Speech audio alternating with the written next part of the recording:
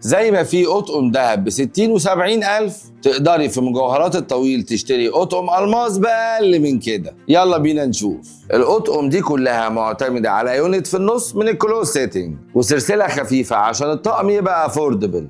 ينفعوا جدا في الديلي يوز، وكمان هيبقوا تحفه اكتر في الليرنج. وتركايه بسيطه كده، لو هتعملي على الكليهات دي ليرنج يبقى لازم الكليهات الصغيره السيمبل دي موجوده في الجروف بتاع النك. اول طقم فيه سلسله من اللينج لونج الدهب الابيض، واليونت بتاعتها مدوره وكبيره شويه، وليها طبعا الانسيال بتاعها. انما بقى الطقم التاني والتالت تقريبا نفس الفكره، السلسله سيمبل ورفيعه وبرده دهب ابيض، واليونت واحده سكوير وواحده اوفال، وميكس بين الراوند والباجيت، وشكلهم بيكون رقيق جدا. وعلى فكره الخواتم بتاعتهم موجوده لو عايزه تكملي الطقم. واخر حاجه معانا كوليروس جولد، قولوا لي رايكم فيه ايه، لان الديزاين ده جديد واحنا لسه راسمينه، ولسه بفكر اكمل الانسيال والخاتم بتاعه، فقولوا لي رايكم فيه ايه. بس كده، كان معاكم دكتور ياسر الطويل، وده الجواهرجي. سلام.